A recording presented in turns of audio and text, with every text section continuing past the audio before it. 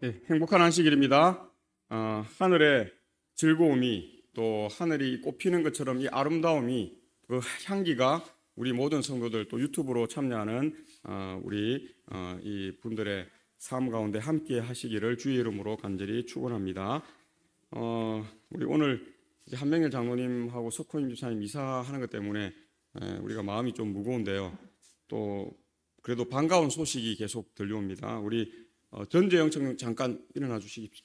예, 강주 서부교회 출석하시다가 대구로 이사 왔다고 합니다. 우리 교인들이 좀 관심을 많이 가져주시고 또 손도 한번 잡아주시고 또 그렇게 해주시기 바랍니다. 저한테도 지금 여러 건 이사 오겠다고 하는 분들이 있어요. 그래서 올 시점에 다시 연락을 주겠다 이렇게 하는 분들이 있는데 4월 달에도 온다 하고 뭐 이렇게 하는데요.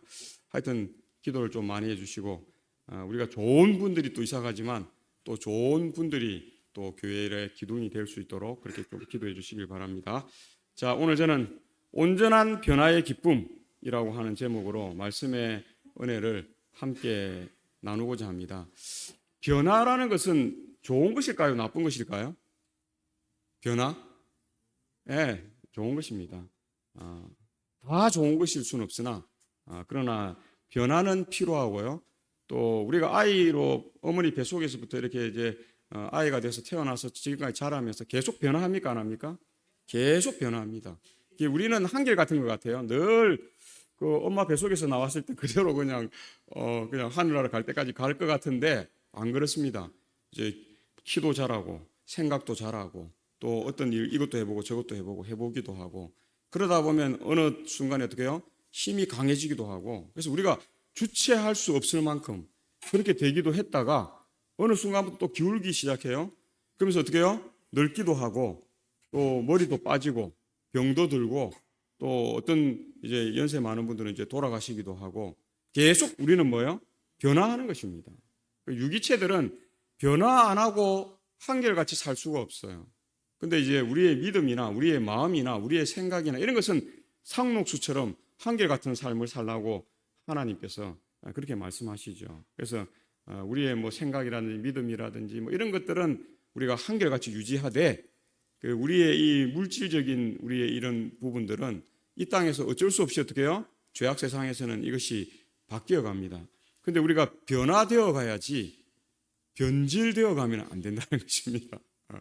변질은 꼭 좋은 것이라고 할 수가 없어요.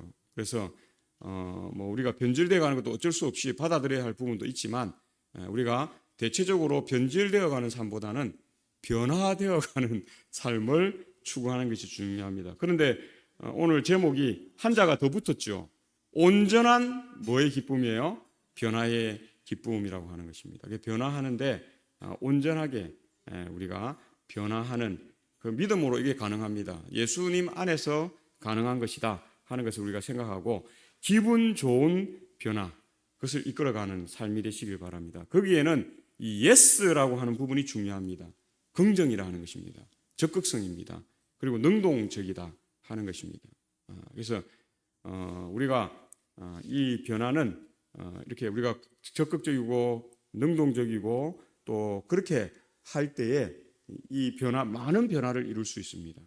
어떤 거 주면 나는 그거 안 해, 나는 못해, 나는 내 할 줄 아는 것만 할 거야, 나는 이게 편해. 우리가 이렇게 생각하면 우리는 계속 어떻게 해요? 나이가 들면 들수록 쪼그라듭니다. 그러나 나 이거 안 해봤는데 나는 조금 이게 불편한데 나는 이게 익숙하지 않은데 하면서도 어떻게 해요? 그래 한번 해보지 뭐. 그래 한번 해보자. 그래 알겠다. 내가 한번 그것도 한번 해보지. 뭐 이런 식으로 바뀌면 사람은 계속 어떻게 해요? 확장되어 갑니다. 나이가 들면 들수록 확장되어 갑니다. 그래서 우리가 확장되어 가는 삶을 살 것인가 아니면 쪼그라드는 삶을 살 것인가 우리 신앙 안에서 하나님은 결코 우리가 이렇게 작아지는 삶을 살도록 적어지는 삶을 살도록 원하지 않으신다. 우리가 어떻게 해요? 확장되고 더 팽창되고 더 커지고 더 이렇게 늘어나는 그러한 삶을 우리가 살도록 하는 것입니다. 그래서 우리가 인생을 살아보면 어릴 때는 우리가 가진 게 별로 없어요. 다 부모가 주는 것이잖아요. 옷도 뭐 용돈도 뭐 밥도 뭐 다 부모들이 해줘요. 그리고 누리기만 하면 돼요. 근데 우리가 이제 결혼하고 우리가 독립해서 우리가 살다 보면 살림이나 뭐 이런 것들이 계속 늘까요? 줄까요? 늘어요. 옷가지도 수도 더 늘고 계속.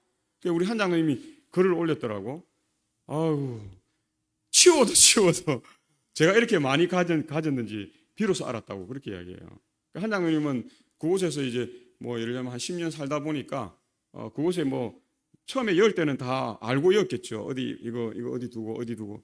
근데 이게 뭐 1년, 2년, 뭐 5년, 10년 지나다 보면 나중에 다 잊고 사는 거예요. 그 대충 그걸 뒀다 하는 건 알고 있지만 그게 이 짐이 이렇게 많으리라 생각하지 못했다는 것입니다. 그리고 황명희 집사님이 아이고 한 장로가 뭐 짐 치운다고 시골집에 어디에 뭐 하는데 저 트럭으로 지금 몇 번 왔다 갔다 했는데도 다 정리가 다 안 될 만큼 그렇다고 할 정도로 그런 것입니다. 그래서 우리가 성장하면서 계속 어떻게 해요? 팽창되어 가지고 또 소유도 늘어나고 우리의 생각도 늘어나고 삶의 방식도 다양해지고 계속 확장되어 가는 그러한 삶입니다. 근데 그러한 삶 가운데서 우리가 부정적인 마음이 강하면 그 확장이 이렇게 쫙 이렇게 확장되어 가는 것이 아니라 이게 이렇게 불안하게 확장되는 듯 하는데 어느 순간 보면 아니에요.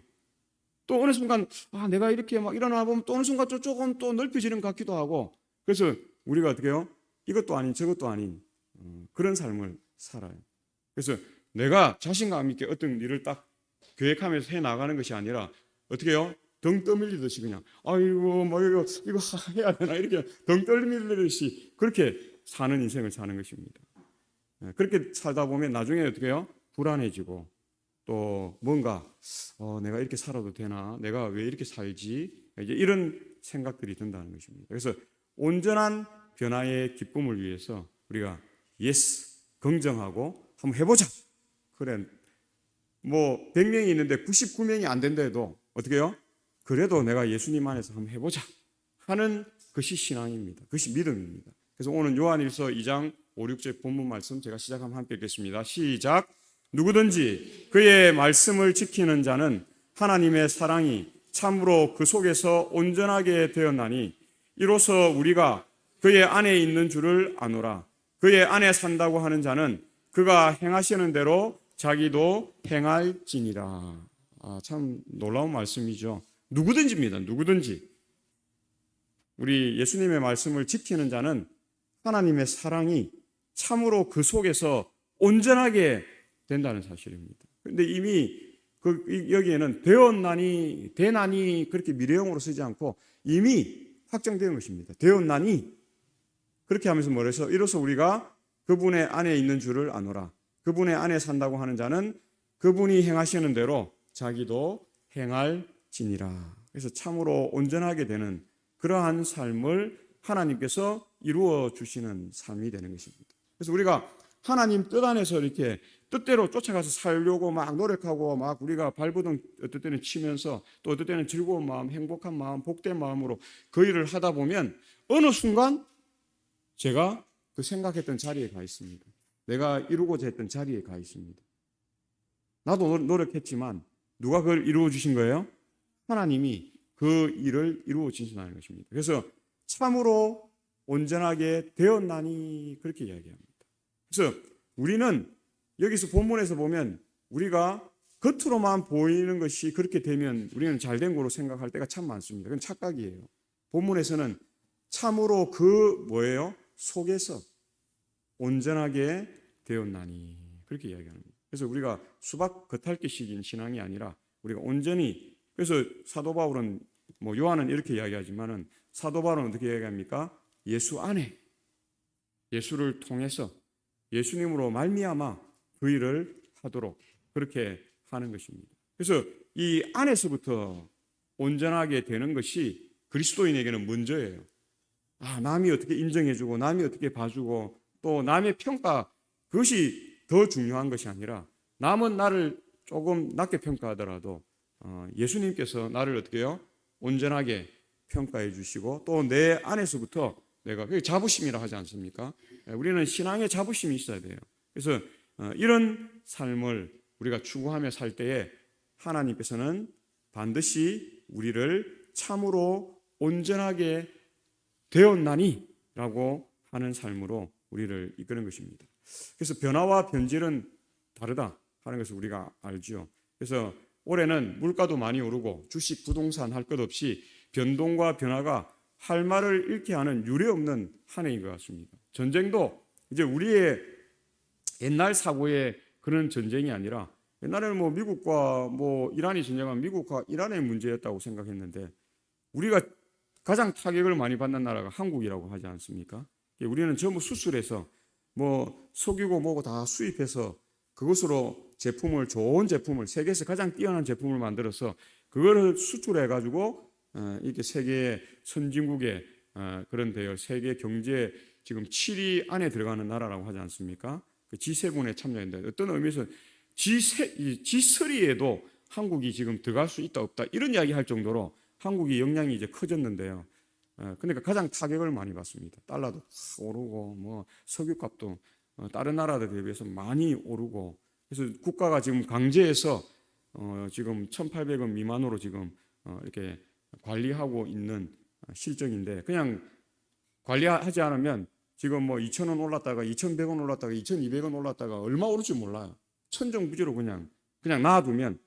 근데 한국은 아직까지 국가 질서가 좋은 나라이기 때문에 그래도 국가에서 딱 제동을 걸어서 1,800원 이상은 지금 올리지 마라 하니까 지금 못 올리고 있는 그런 실정입니다.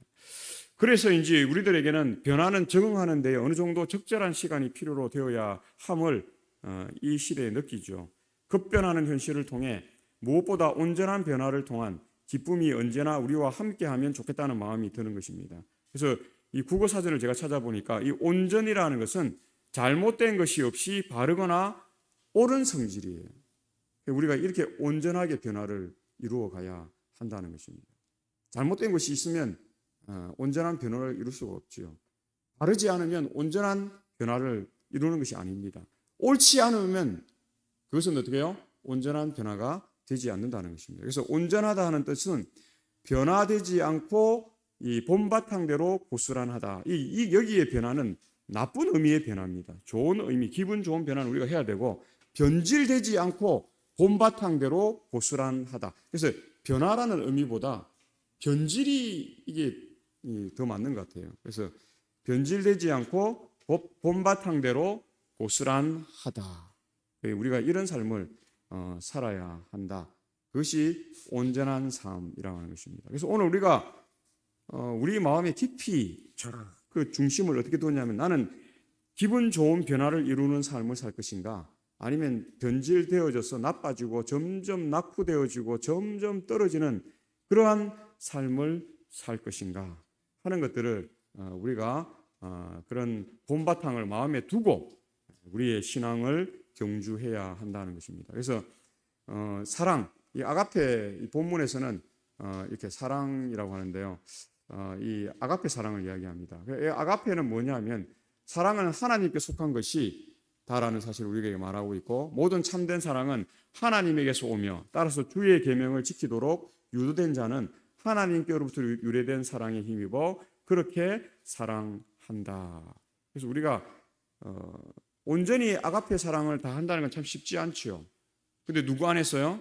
예수님 안에서 성령의 도움을, 그 성령 하나님의 도움을 통해서 우리가 하나님의 아가페 사랑을 따라 흉내낼 수 있는 것입니다. 하나님은 우리가 그렇게 하나님의 모양과 형상을 닮도록 만드셨고, 그러한 삶을 추구하도록 그렇게 한다 하는 것입니다. 그래서 우리가 온전하게 되었나니, 이것은 우리가 그렇게 되기는 참 쉽지 않지만 우리가 믿음으로 예수님 안에서 성령의 도움을 통해서 그렇게 하나님께서 우리를 온전하게 되도록 하나님께서 확정지어 주시는 것입니다. 물론 우리가 노력하고 땀 흘리고 그 일을 위해서 우리가 이렇게 순종하고 헌신하고 희생하고 뭐 이런 일들을 하는 것이지만, 하나님께서 그것이 헛되지 않도록 보람되도록 우리를 온전하게 되도록 그렇게 이끌어 가신다는 것입니다. 그래서 이 온전케라고 하는 헬라어, 이 텔레이오스라고 하는 단어는 유명한 단어입니다.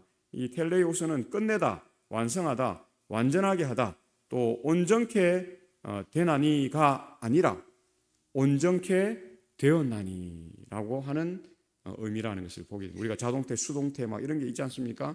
뭐 영어적으로는 그렇게 하는 것인데, 우리가 이루는 것이 아니라 우리가 어떻게 보면 믿음 안에서 하나님에게로부터 이룸을 받는 그 삶이 되는 것입니다. 그래서 오늘 우리가 이러한 삶을 따라 사는 자이기 때문에 우리는 다 하나님의 은혜 안에 있는 백성들이고, 뭐 내가 이것이 잘나고 내가 저것이 잘난 걸로 따지면 여기서 잘난 것이 없는 사람은 아무도 없어요. 못난 것이 있기로 따지면 여기서 못난 것이 없는 사람도 아무도 없어요. 우리는 강점도 있고 뭐도 있어요? 약점도 있어요. 잘하는 게 있고 뭐도 있어요? 못하는 게 있어요. 우리 박순희 집사님 다 잘하세요? 아니에요. 다 사람은 장단점이 있어요. 제가 누누이 이야기 드리지만 그 사람의 장점만 보면 그만큼 훌륭한 사람이 없어요. 근데 아무리 훌륭한 사람도 단점을 보면 어떻게 해요? 그 사람처럼 나쁜 사람이 없어요. 우리는 죄악 세상에 사는 죄의 성향을 가진 사람이기 때문에 단점을 보면 여기에 있는 사람 중에 좋은 사람 한 사람도 없어요. 다 나빠요. 저를 비롯해서 다 나쁜 사람들이에요.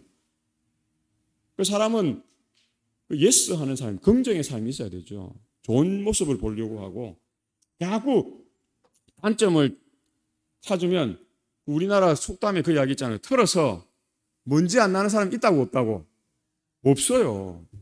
먼지 안 나면. 그래서 옳고 그른 것을 분별하는 건 좋은 겁니다. 그러니까 우리가 옳은 일을 자꾸 하려고 해야죠. 그건 나쁜 게 아니에요. 그런데 자꾸 사람들의 단점만 찾고 나쁜 점만 찾고 저 사람 실수하는 부분만 찾아갖고 약점을 잡아갖고 그 약점을 가지고 그 사람을 공격하려고 하면 공격 안 당할 사람 여기서 아무도 없어요.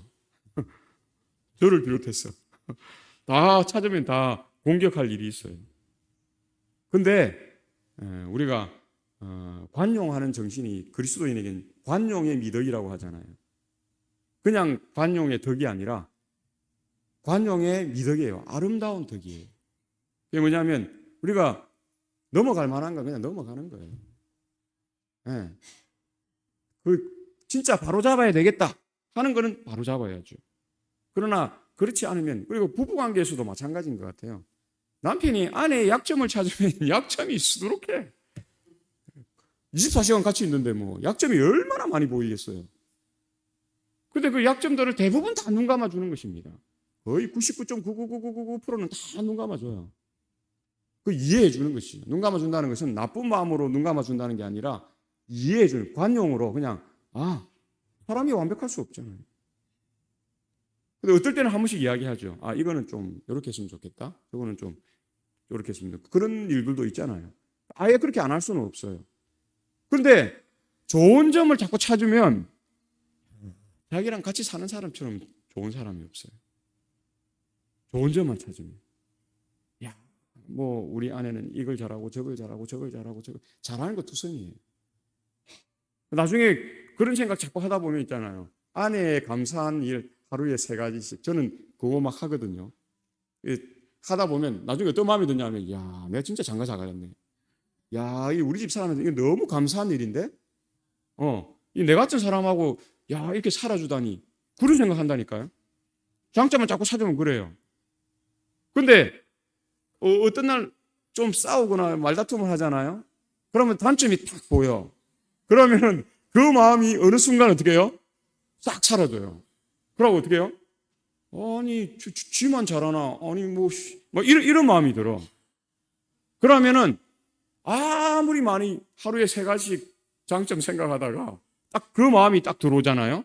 그 부정적인 마음이 딱 들어오잖아요. 그러면 그 많이 찾았던, 제가 지금 거의 30년 결혼 생활하면서 찾았던 게 아무것도 생각이 안 나.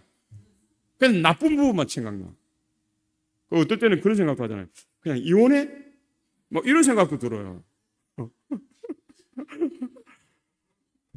그러니까 그런 마음이 안 들게 하기 위해서는 사람이 좀 긍정적이어야 돼요. 낙관적이어야 돼요. 제가 목회 나왔을 때 제가 한 2번 이야기했잖아요.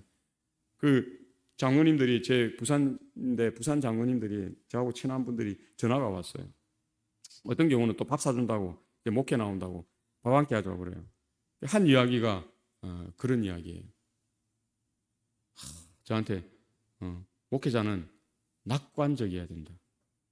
교회 현실이 아무리 암울하고 아무리 뭐 교회가 막 힘들더라 할지라도 목회자는 희망을 제시해야 되고 희망으로 교인들을 리더하는 사람이 목회자다. 그래서 그 일을 은퇴하기 전까지 결코 소홀히 하지 마시라고 밥 사주면서 그 이야기를 해요. 그때는 제가 잘 몰랐어요. 그때는 저도 뭐 30대고 뭐든지 다 할 수 있을 것 같은 그런 때라 그때는 잘 몰랐는데 제가 지나고 보니까 그 말씀이 맞아요. 예, 그리스도인들은 낙관적이어야 돼요. 긍정적이어야 돼요. 희망적이어야 돼요. 그리고 사람들에게 뭐요? 예, 사람들을 세워주고 높여주고 존중하고 또 섬기는, 그래서 우리가 종이라고 하잖아요. 둘로스, 헬라어로는 둘로스입니다. 둘로스. 둘로스는 뭐 하느냐 면 예수님이 그 모습을 우리에게 보여줬어요. 앞에 수건을 딱 두르시고 어떻게 해요? 무릎을 꿇으셔서 제자들의 발을 씻겨주셔요. 그 예수님 당시에는 종들이 하는 일이에요. 그 선생, 주인 이런 분이 그런 거 하면 큰일 나요. 그는 사회 질서를 어그러뜨리는 그런 일이에요. 근데 예수님이 어떻게 해요? 그런 세상의 시선을 아랑곳하지 않고 무릎을 꿇고 제자들을 섬기는 그 일을 보여주시는데, 섬기는 일은 가장 낮아지는 것입니다. 예수님의 십자가가 그것이죠. 예수님이 이 땅에 오셔서 예수님은 낮아지는 길로 갔어요. 그게 어떻게 나타났냐면 예수님이 갈바리에서 어디로요? 저 밑에 있는 그 저지대까지 내려가잖아요.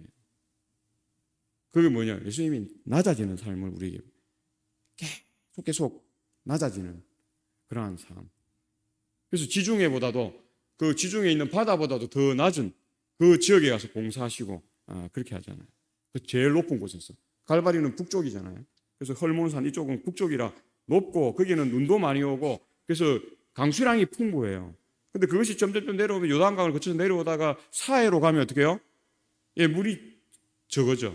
그러니까 사해는 물이 적게 오니까 먼 길을 와서 자기에게 주어지는 물이 적으니까 물을 안 내려보내요. 안 내려보내니까 사해는 죽은 바다예요. 죽을 사자를 쓰잖아요. 바다는 아닙니다.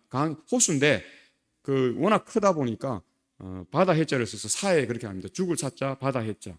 근데 바다는 아닌데 그렇게, 그래서 사해는 지금도 우리가 알지만은 염분이 가득하고 그 물을 마실 수가 없어요. 그래서 요즘에는 그거 밑에 있는 그 뭡니까 저거 진흙으로 막 머드팩 세계에서 제일 유명하고 뭐 이런 데고, 그다음에 그 치료 효과가 있다 해서 거기 뭐 피부병이 있거나 이런 사람들은 거기 가서 이렇게 몸을 담그고 하는 뭐 이런 일들을 하는데 죽은 바다라고 그렇게 이야기합니다. 그래서 요단강은 왜 살아 있는가? 계속 물을 밑으로 내려보내요. 그래서 요단강은 지금도 이스라엘의 젖줄이에요. 근데 사해는 받기만 하고 내려보내지 않기 때문에 죽은 바다가 될 수밖에 없다. 그래서 사랑이라는 것은 이 온전한 그러한 일을 위해서 끊임없이 내려보내고, 또 높은 곳에서 어떻게 해요? 좋고 신선하고 정말 이런 물들이 계속 아래로 내려가야 전체적으로 뭐예요? 건강해지는 것입니다. 깨끗해지는 것이고. 그래서 물에 위에서부터 나쁜 물이 내려오면 그 물은 사용할 수 있어요? 없어요? 그건 사용할 수가 없어요. 먹는 물이 될 수가 없어요. 우리가 즐겨 사용하는 그런 물이 될 수 없다는 것입니다. 그래서 산다, 거한다, 연합한다. 참 이 산다는 것, 거한다는 것, 이것이 연합과 같은 의미인데요. 6절에 보면 거한다 그렇게 이야기해요. 이 헬라어 메노라고 하는 단어가 쓰이는데 우리 지금 개역 개정판에서는 산다 이렇게 번역하죠. 그래서 머무르다, 계속하여 있다, 남아 있다, 거하다 이런 의미입니다. 요한은 메노를 자주 사용하는데 그의 복음서에서 40일에 서신에서 26회 사용되었습니다. 많이 사용했죠.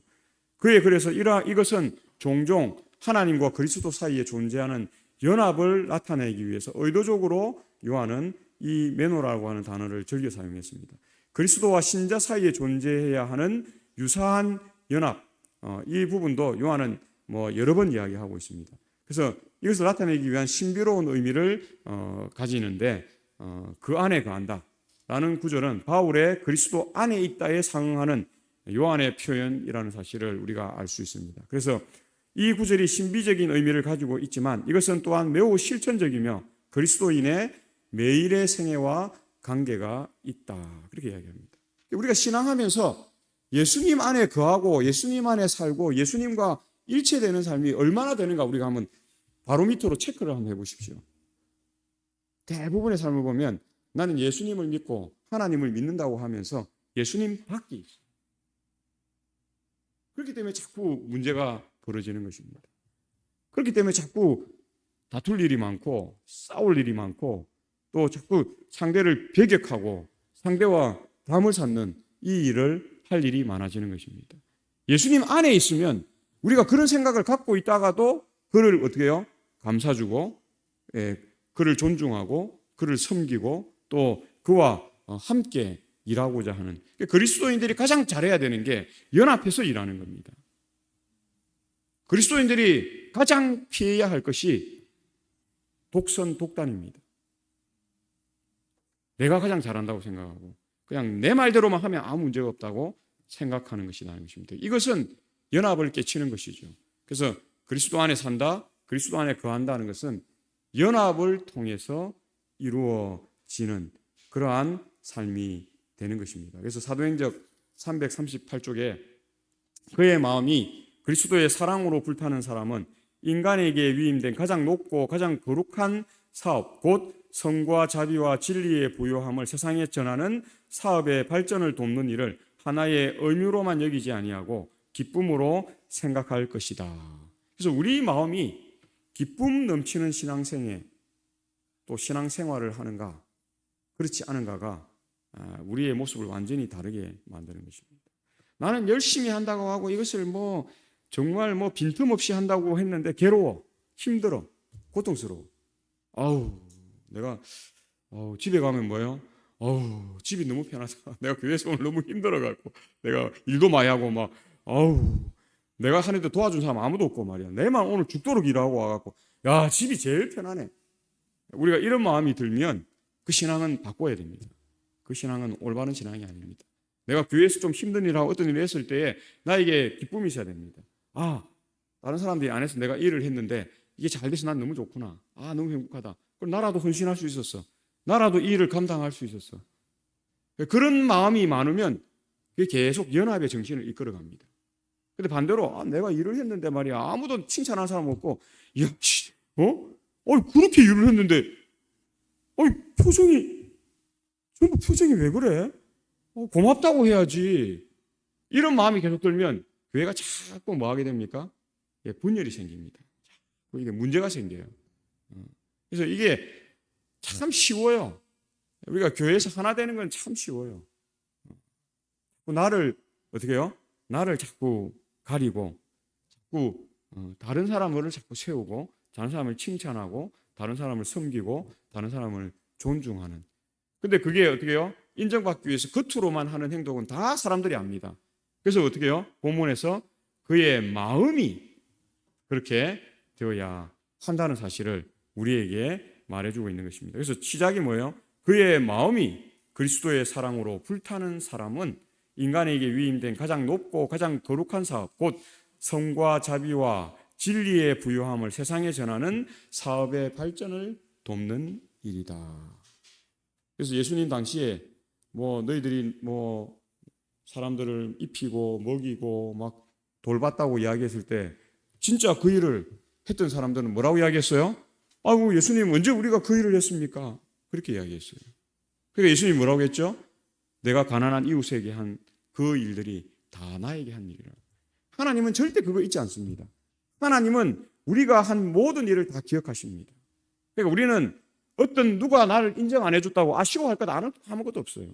목회자들이 제일 피해야 될 게 뭐냐면 내가 잘했는데 그런 목사님들 많아요. 그러면 교회가 이상한 방향으로 갑니다. 비정상적인 방향으로 갑니다. 내가 잘한 거는 누가 반드시 상을 주셔요? 하나님이 주시는 것입니다. 그건 우리가 하나님께 맡겨버려야 되는 것이고, 나는 일 열심히 하고 왔는데 누가 와서 꼭 보면요, 마음 먹고 와서 작정하고 와서 일을 했는데 꼭 사람들이 뭐라 이야기해요? 야, 일을 그것밖에 못해. 야, 왜 그걸 그렇게 했어? 그러면 이제 마음이 팍 상하는데 그 마음이 팍 상한 거를 예수님의 손길로 치유할 수 있는 사람이 참 변화를 이루는 삶의 삶이라는 사실입니다. 참 중요한 거예요. 어떤 사람들은 보면요, 뭐 하나 해놓고는 칭찬 안 해주나, 칭찬 안 해주나, 안 해주거든. 뭐라는 줄 아세요? 아유, 집사님, 내가 오늘 이거 했는데. 아, 집사님, 내가 오늘 뭐 했는데. 막 그래요. 그, 성경이 아니라도 그런 이야기를 하잖아요. 오른손이 한 일을, 예? 예? 오른손이 한 일을 왼손이 뭐예요? 모르게 해야 돼요. 왼손이 한 일을 오른손이 어떻게 해요? 근데 그거 모를까요? 말은 그렇게 해도 모를까요? 다 알아요. 그리스도인처럼 참 이런 평가 잘하는 사람이 세상에 없어요. 그리스도인들은 그런 거 다 알아요. 그러니까 말 안 해도 다 압니다. 말하는 순간 이제 뭐가 돼요? 가치가 잘해놓고 이 격이 그냥 없어지는 거예요. 떨어지는 것도 아니고 없어지는 거라.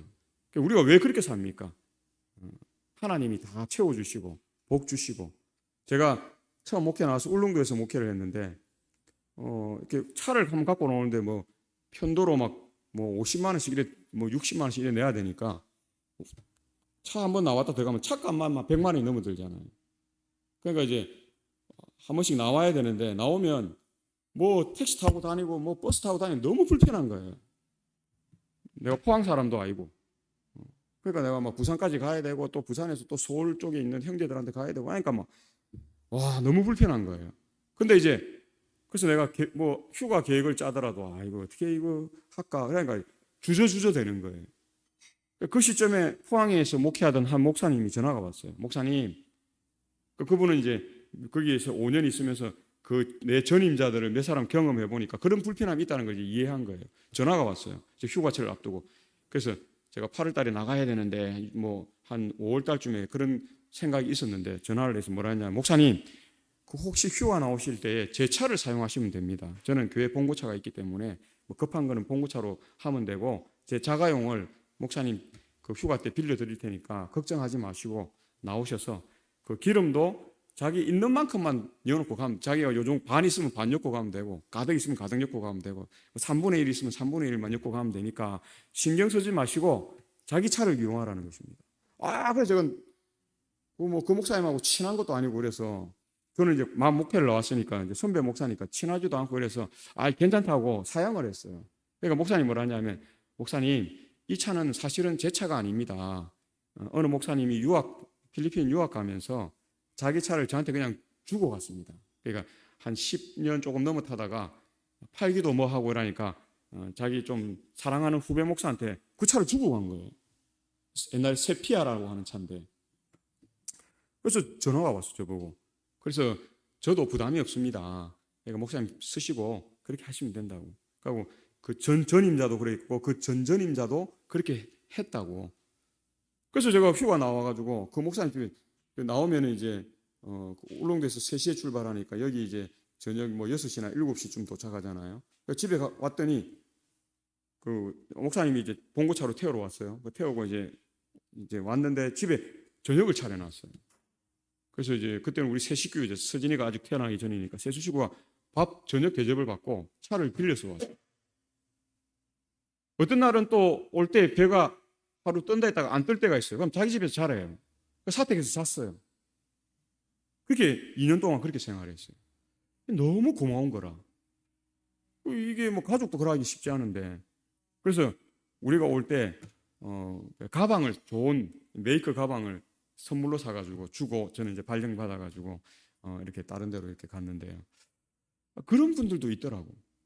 그러면서 제가 저희 집사람하고 이제 그 가방을, 저희 집사람이 사모님한테 그래도 가방 하나 내 밥 해주고 또 우리 재우고 가면 빨래해야 되고 뭐 하니까 참 고마우니까 그 가방을 하나 해주자 해갖고 그래 그렇게 하자 해서 이제 우리가 이제 가방을 사드렸는데, 줄 때 사모님하고 목사님이 우리한테 뭐라고 이야기하냐면, 이렇게 안 하셔도 된다고. 우리는 하나님한테 이미 다 보상을 받았습니다. 하나님이 주시는 걸로 우리는 감사하게 생각합니다. 그렇기 때문에 이렇게 안 하셔도 됩니다. 우리 이미 산 거니까, 그 사모님 드리려고 산 거니까 그래도 하시라고. 그러고 주고 왔어요. 그리고 한 3년 가까이는 사모님이 우리 집에 계속 전화가 와요. 사택이. 고맙다고. 그 가방 잘 쓰고 있다고. 고맙다고. 제가 이 목회하면서 그런 걸 배웠어요. 그렇지. 그리고 저희들이 목회자들이 사경회를 가고 전도회를 가고 뭐 부흥회를 가고 막 가잖아요. 가면 그 목사님들마다 가면 수건을 우리가 수건 다 갖고 가잖아요. 그래도 수건을 다 챙겨놓고 비누도 챙겨놓고 치약도 챙겨놓고 칫솔도 일회용 갖다 놓고 또 막 그런 분들이 많아요. 물도 이렇게 몇 병 해놓고 과일도 쫙 해놓고 제가 이번에 여수요양병원에 작년에 갔더니 여수요양병원은 일주일치 먹을 과일을 냉장고에 딱 넣어놨더라고요. 근데 나는 아무 생각 없이 그냥 그 냉장고가 있길래 이게 뭐야 이노 문을 딱 열어봤더니 과일이 한거 있는 거예요. 그래서 제가 이게 누가 먹으려고 하다가 놔두고 갔나 해서 이제 직원한테 제가 물어봤어요. 그 안에 과일을 누가 놔두고 갔는데 아니라고 그 목사님 드시라고 해놓은 거죠. 일주일 치니까 목사님 드시면 된다고. 매일 과일 아침 저녁으로 드십시오. 그렇게 하더라고요. 그러니까 이게 주말 부흥회나 전도회나 이런 데 강사로 가면 배울 점이 참 많아요. 나는 내 방식대로 그냥 살아야지. 나는 이렇게 생각하고 늘 있었는데 다른 사람들은 신앙 삶을 어떻게 사는가 하는 걸 배울 수가 있어요. 그래서 따라하는 게 많아요. 그 어떤 목사님들은 가면 그 이미 제가 만약에 뭐 오후 5시쯤 갑니다. 그러면 한 12시에 불을 다 해가지고 가면 이부자리 딱 깔아놓고 딱 해놨어요. 그 강사방에 딱 깜짝 놀라죠. 아니 뭐 이렇게 후끈하게 해놓으셨냐고. 그래도 하나님의 말씀을 증거하는 강사 목사님이 오는데 그래도 우리가 이 정도는 해야죠. 그럼 제가 하면 끕니다. 항상 저는 끕니다. 근데 너무 감사하죠. 그럼 또 내가 뭐 한다고 잠깐 자리 비우고 오면 또 목사님 와서 또 그걸 또 켜요. 나는 껐다가 목사님이 켰다가 옛날 제가 한 100km 나갈 때는 저기 몸에 열이 많아가고 뜨거우면 잠을 못 자. 나는 꺼야 되는데 나갔다만 들어오면 켜놓고 나갔다만 들어오면 켜놓고 나갔다만 들어오면 켜놓고 그래. 고맙죠. 그래도 그 마음을 알기 때문에 내가 목사님한테 목사님 그거 켜지 마세요. 그렇게 이야기 안 해요. 그 마음이 정말 아름다운 마음이잖아요. 편한 마음이잖아요. 섬기는 마음이잖아요. 그러니까 그걸 평생 저는 어떻게 생각하면 잃지 않았으면 하는 마음이 있어요. 마음이 중요한 것입니다. 이 올리버라고 하는 사람이 아무리 애쓰거나 어디를 방탕하든 우리의 필요한 희망은 평온을 찾아 가정으로 되돌아온다. 그렇게 이야기했어요. 이건 부모나 정말 사랑하는 사람에게서만 느낄 수 있는 거예요. 근데 그리스도인들은 이런 마음이 있다니까. 내 부모가 아니라도, 내 자녀가 아니라도 우리 교인들을 사랑하고 섬기고 봉사하는 그 마음. 세상 사람들은 밖에서 너무 힘들고 애쓰고 지치고 아무도 자기를 이해해주지 못하고 자기를 사랑으로 터치해주지 못할 때 방탕하고 피로한 그러나 희망을 갖고 오는데 누구예요? 부모에게 오면, 사랑하는 남편에게 오면, 사랑하는 아내에게 오면 이런 것이 있는 것입니다. 우리가 본향을 찾는 자들로서 우리가 정말 사랑을 드러내고 나타나는 일에 내가 조금 지치고 힘들고 그러면 우리는 또 어디로 가야 돼요? 기도의 방으로 가야죠. 골방으로 가서 하나님께 하나님 오늘 제가 신앙하면서 우리 사랑하는 교인들을 위해서 이런 일을 하고 저런 일을 했더니 힘듭니다. 하나님 저에게 에너지를 주시고 능력을 주시고 또 하나님 회복할 수 있도록 해주십시오. 근데요 그리고 자고 일어나면 신기하게 회복이 돼요. 회복이 돼. 어떨 때 엄청 상처받아가지고 스크래치가 났잖아요. 아물려면 시간이 엄청 우리 손에 약간 뭐 칼로 비어도 그거 뭐 며칠씩 하고 그래 하잖아요. 근데 마음에 스크래치 난 거는 오래 가는 겁니다. 그런데도 골방에 가서 기도하고 하나님 제가 하나님의 일을 하다가 이렇게 상처를 받았는데 하나님 저 스스로는 치유가 안 되네요. 하나님 이거 하나님께 내어 맡깁니다. 그럼 하나님 뭐 할까요? 치유해줘요. 자고 일어나면 언제 스크래치가 났느냐는 것이 회복되는 것입니다. 본향을 찾는 자들의 삶입니다. 이러한 삶이 필요한 것입니다. 그래서 세상에서 가장 행복한 사람은 좋은 아내를 맞아들인 남자다. 부부가 진심으로 사랑하면 칼날 같은 침례에서도 잠들 수 있지만 서로 미워하면 16m의 침대도 비좁게만 느껴진다. 아내를 이유 없이 괴롭히지 마라. 하나님은 아내의 눈물방울을 하나하나 세고 계신다. 이 세상의 질병 중에 마음의 병보다 더 아픈 것은 없으며 모든 악 가운데 이 악처보다 못한 것은 없다. 그렇게 하면서 뭐라고 이야기하냐면 세상에서 다른 무엇과도 바꿀 수 없는 것은 젊을 때 결혼하여 함께 살아온 늙은 아내다. 탈무드에서 한 이야기입니다. 그리스도인들이 이야기하는 것입니다. 이 하나님의 이 깊이를 깨달은 사람들이 이해하고 자기들이 실천하면서 사는 삶입니다. 진심으로 사랑하는 사람에게는 우리가 상처를 때로는 줘도 그것을 뭐합니까? 용서를 구합니다. 용서를 구하지 않는 그리스도인은 그리스도인이 아니에요. 우리 잘못할 수 있습니다. 우리 살다 보면 실수할 수 있어요. 잘못을 저지를 수 있어요. 그러나 그것을 깨닫는 순간 그는 어떻게 해요? 용서를 구합니다. 그게 그리스도인의 삶이라는 것을 우리가 아는 것입니다. 그리고 진심으로 사랑하는 사람에게 자기가 잘못하고 용서를 구하지 않으면 그 인생이 고달파져요. 힘들어져요. 그 사람을 만날 때마다 어떻게 해요? 고통스러워요. 아, 내가 그때 그 일을 했는데 이렇게 되는 거예요. 그래서 우리 부부간에 가족간에도 자식하고도 얼마나 많이 싸웁니까? 그래도 지나고 나면 아무것도 아니에요. 그것 때문에 스크래치 나갖고 야야 너 보지 말자.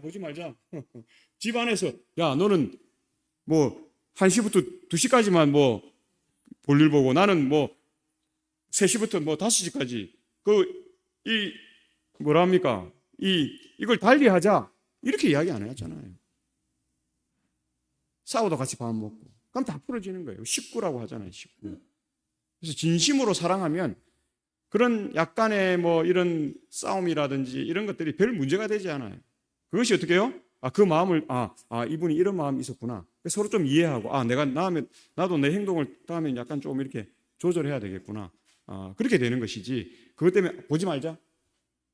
하늘에 못 갑니다. 그러면 우리가 다 하늘나라 가려 하는 사람이 한번 이런 문제가 있었다고 보지 말자. 나 너 없어도 신앙하는데 아무 문제 없어. 그거 제가 보니까 시골 생활하는 분 그런 분들 많아요. 한번 딱 틀어지면 안 보려고 해요. 신앙의 발전이 없는 것입니다. 절대 발전하지 않습니다. 제가 5년 동안 경험했어요. 5년 동안 아무리 가서 이야기해도 안 돼요.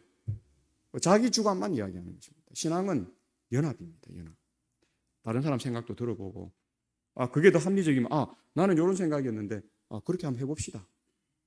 사랑하는 마음이 있다면, 특별히 진심으로 사랑하는 마음이 있다면 우리는 이렇게 사는 거예요. 사도행전 343쪽에 그들은 형제들에 대한 사랑과 단순성과 성실로 즐거이 자아를 부정하였으므로 자비의 열매가 풍성하였다. 왜 저는 열매 맺지 못합니까? 왜 저는 결실이 없죠? 즐거이 자아를 부정하지 않았기 때문에 그렇습니다. 자아를 부정하지 않는 사람은 성장할 수가 없어요. 열매 맺을 수가 없어요. 어떤 의미에서 하늘에 갈 수가 없는 것입니다. 우리가 하늘에 가려고 하면 우리는 잘하려고 다들 하죠. 우리가 일부러 악심을 품고 뭘 하지는 않죠. 그런데 우리가 잘하려고 하다 봐도 실수할 때가 있어요. 어떤 사람이 이해를 못하는 그런 행동을 할 때가 있어요. 나는 잘한다고 했는데. 그러면 곰곰이 생각해봐요. 왜 저 사람이 저런 생각을 할까? 조금 더 마음이 열린 사람이랑 가서 물어보죠. 집사님, 내가 이런 행동에 대해서 왜 집사님이 그렇게 반응하셨습니까? 그러면 이제 그분은 그래요. 아니면 장로님, 왜 그게 그렇게 하셨죠? 물어보는 거죠. 그럼 나는 그때 그런 생각을 했는데. 그럼 오해가 풀려요. 그 이야기 들어보면 별거 아닌 게 많아. 대부분은 그래, 대부분은. 그래서 즐거이 자아를 부정하는 삶을 살 때 사랑의 열매를 풍성하게 맺히는 것입니다. 그 기초가 출발점은 뭐예요? 우리들이 형제들에 대한 사랑과 단순성과 성실로 봉사하고 즐거이 자아를 부정하는 삶. 내가 살아있으면 다른 사람을 받아들이기 어렵습니다. 내가 죽어야, 내가 죽는다는 건 내가 목숨을 끊으라는 게 아니잖아요. 나의 그 욕정, 성정 이런 것들을 조금 이렇게 우리가 자꾸 이렇게 누그러뜨릴 수 있는 삶이 될 때에, 그래서 표현이 그렇잖아요. 즐거이 자아를 부정하는. 참 성경 연애시는 참 대단한 것 같아요. 어떻게 이런 적절한 표현들을 쓰는지. 자아를 부정하는 걸 즐겁게 하기가 쉽지 않죠, 그죠? 자아가 살아있는 사람들에게는. 근데 자아를 이렇게 부정할 수 있는 이제 그런 믿음이 된 사람들은 즐거이 이해를 할 수 있다는 것입니다. 내가 작아짐으로 당신이 커지고, 내가 참음으로 당신이 행복해지고. 우리 가정에서도 그렇잖아요. 남편이 조금 뭐 설거지도 해주고, 뭐 방도 청소해주고, 뭐 쓰레기도 좀 버려주고, 무거운 것도 들어주고 이래야 부인이 남편을 전적으로 믿고 신뢰하고 일을 하지. 네가 해라, 이거 네 일인데 네가 다 해라. 돈은 내가 벌어주니까 네가 다 해라, 네 일이다. 고마워 안에 아무도 없습니다. 그 돈, 이 더럽다, 네 다 갖고 와라. 우리 집 사람이 화나면 그래요. 돈 좀 벌어준다고. 그럼 네 다 써라. 농담 삼아 그래요. 그러니까 그래서 이 사도행전이 또 그렇게 이야기하죠. 더러운 정신은 하늘의 정신이다. 이 정신은 그리스도의 십자가의 희생에서 최고로 나타난다. 하늘 아버지께서 우리를 위하여 그분의 독생자를 주셨고, 그리스도께서는 인간을 구원하시기 위하여 그분께서 가지셨던 모든 것을 버리셨으며 그분 자신을 주셨다. 갈바리의 십자가는 구주를 따르는 모든 사람들의 자비하심에 호소할 것이다. 거기에서 예정된 원칙은 주고 또 주는 것이다. 우리 자녀를 키우면서 우리 닥동장님 아멘 하시는데요. 우리 자녀가 어려움에 처했을 때 장로님 주고 또 주고 또 주고 또 주고 하니까 자녀들이 살아나요, 안 살아나요? 살아나요. 살아납니다. 장로님이 아마 그렇게 안 했으면 그 자녀들이 어떻게 됐을지 몰라요. 근데 이것은 보장된 것입니다. 그리스도의 십자가의 정신으로 우리가 살면 하늘의 복을 우리가 받는 것입니다. 그래서 D.L. 무디가 성경은 정보를 위한 책이 아니라 변화를 위한 책이다. 우리에게 그렇게 이야기하는 것입니다. 나의 변화를 위해 주신 거예요. 이 변화는 저 장로님이 해야 되네. 저 목사님이 해야 되겠네. 저 집사님이 해야 되겠네. 누가 해야 되겠네. 자기 변화는 아무것도 없어. 그러면 교회가 하나가 될 수가 없습니다. 교회가 하나가 되는 것은 내가 자꾸 나를 쳐서 복종하고, 그래서 사도 바울이 그렇게 한 거잖아요. 자기를 배설물처럼 여기면서 매일 자기는 어떻게 해요? 자기를 쳐 복종시키는 그 일을. 그래서 위대한, 가장 뛰어난 전도자가 된 거예요. 가장 뛰어난 그러한 예수님의 제자 중에 한 사람이 된 것입니다. 모세 마찬가지죠. 모세가 왕자로서 그 일을 하고 안 됐잖아. 실패했잖아. 자꾸 자기를 쳐서 복종시키는 훈련이 되기 시작할 때 모세는 가장 강력한 리더가 되었고 출애굽을 이끌 수 있는 그러한 인물이 된 것입니다. 그래서 성경은 정보를 위한 책이 아닙니다. 변화를 위한 책이라는 사실을 기억하시고 성경을 통해서 나를 자꾸 변화시키는 그런 삶으로 나아가게 되시길 바랍니다. 그래서 이 발자크라고 하는 이 철학자가 그런 이야기를 했죠. 아무것도 변하지 않을지라도 내가 변하면 모든 것이 변한다. 처음에 어떤 사람이 그 생각했다죠. 세상을 변화시켜 보겠다. 안 변해. 그럼 내 나라라도 변화시켜 보겠다. 안 변해. 그러면 우리 직장이라도 좀 변화시켜 보겠다. 안 변해. 내 가정이라도 안 변해. 내 아내라도 좀, 내 아내 자식들을 좀 변화시켜. 안 변해.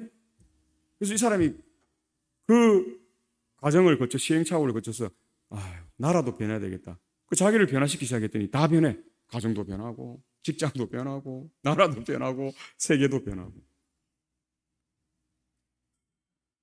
제가 하는 이야기 아니고 유명한 이 오레노드 발자크라고 하는 사람이 지금은 작고했지만 그가 한 이야기예요. 그래서 요한일서 4장 7, 8절 사랑하는 자들, 오늘 본문이죠. 우리가 서로 사랑하자. 사랑은 하나님께 속한 것이니 사랑하는 자마다 하나님으로부터 나서 하나님을 알고 사랑하지 아니하는 자는 하나님을 알지 못하나니 하나님은 사랑이심이라. 내 아내와 남편과 내 자녀만 사랑하는 삶은 사랑이 아닙니다. 그것은 하나님께서 기본적으로 우리에게 나타낸 것입니다. 진정한 사랑은 그 사랑을 확장시켜 가야 돼요. 이웃을 사랑하고 교인들을 사랑하고 구도자를 사랑하고 또 그런 사람들을 사랑하는 그것을 확장시켜 가는 사람은 반드시 열매 맺습니다. 인정받는 그러한 삶이 된다. 그래서 이 로저스라고 하는 사람이 시험받지 않은 믿음은 신뢰할 수 없다. 테스트를 받아야 한다. 그래서 예수님의 십자가 전에 예수님이 광야 40일 동안 테스트 받습니까? 안 받습니까? 시험 받잖아요. 40년 광야 테스트. 맞다.